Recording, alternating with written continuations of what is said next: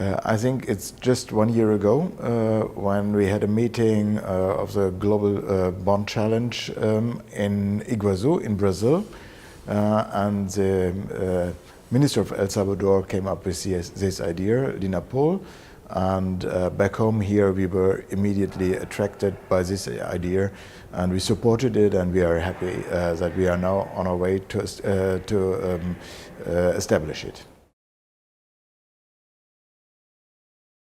This kind of UN decades are always a very powerful tool to raise awareness among politicians, among society, stakeholders, and I really believe that global restoration of degraded ecosystems is of highest importance.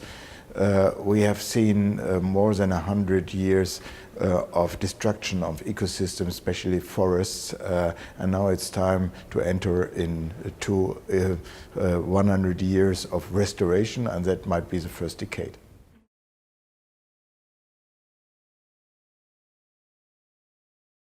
I'm coming from a very highly industrialized region in Germany with a lot of steel production, coal mining, so I was not surrounded by nature, and maybe that was the reason why quite at a young stage I liaised with others who were trying to hold a bit of nature in our surroundings.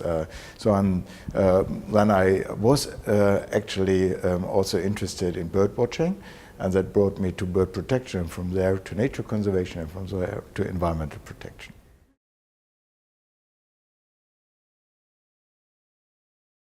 It was back to the end of the last decade, and we had a discussion on reducing deforestation under the climate negotiations, under the UNFCCC.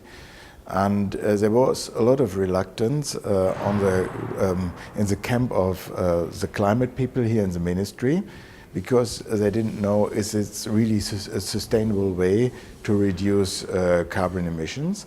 And also the biodiversity camp was suspicious, because they were thinking about monocultures, and is this really something that also meets biodiversity interests and needs? From there we got an idea here in the House, together with IUCN in collaboration with WRI, the World Resource Institute, to combine the idea of afforestation with a restoration approach of degraded landscapes. And once you go along this way, you can meet climate interests, biodiversity needs, and merge these two issues together. And I was so attracted by this idea because it also creates possibilities to reintroduce means to generate local income for local people. And so I think it's my SDG #1 example, how to merge different ideas of and needs of our overall sustainability agenda.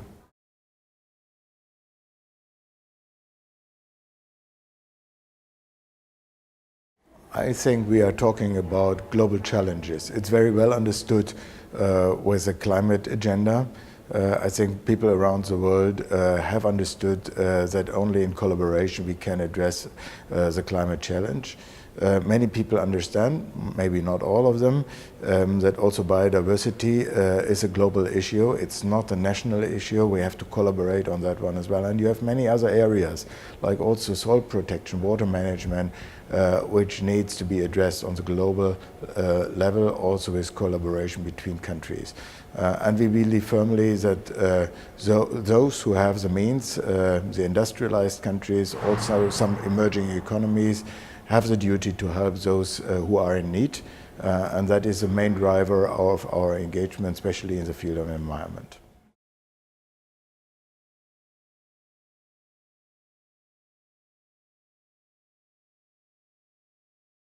I think what we are doing with the restoration approach is something that is very easy to sell. People understand that it has some logic to restore what has been destructed. And especially on the forest issues, people love to plant trees. and politicians love to plant trees because they know that people love to plant trees. But it's very easy to make mistakes just by planting trees. You can use the wrong species, the ecosystem might not have the appropriate conditions for the trees. So you need much more intelligence behind it, and that is what we are doing with the Bond Challenge. That is behind the landscape restoration approach, ecosystem restoration approach. And I think it's not so difficult to make people understand what we are doing there and to attract them. Generally, I would like to say each of the ecosystems have their relevance, so it's difficult to prioritize. If it comes to my own passion, I've been a conservationist as a civil servant with 18 years in the Wadden Sea in the north of Germany. Whenever I'm there, I'm really touched, so that might be my personal number one.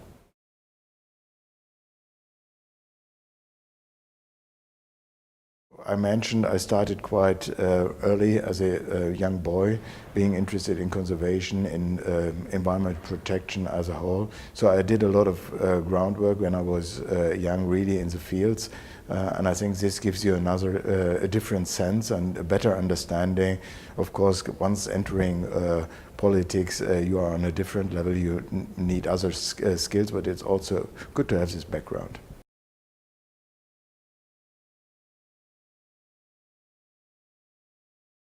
I don't know whether there is such a big influence from my university time, but I think if it comes to philosophy, there is an ethical dimension of taking care about our planet. But on the other hand, it's also an economic issue, and that is what we did when we held the presidency. When we held the presidency for the CBD, the Convention for Biological Diversity, we were thinking how to make politicians better understand that biodiversity is not only something nice to have, but that it is of real relevance for policymakers. So we launched a study, the economics of ecosystems and biodiversity, the well-known TEEP studies, and in the focus of these studies, we looked at the economic dimension. What are the ecosystem services biodiversity provides? And I think that created a much better understanding that it is really essential to look after our biodiversity.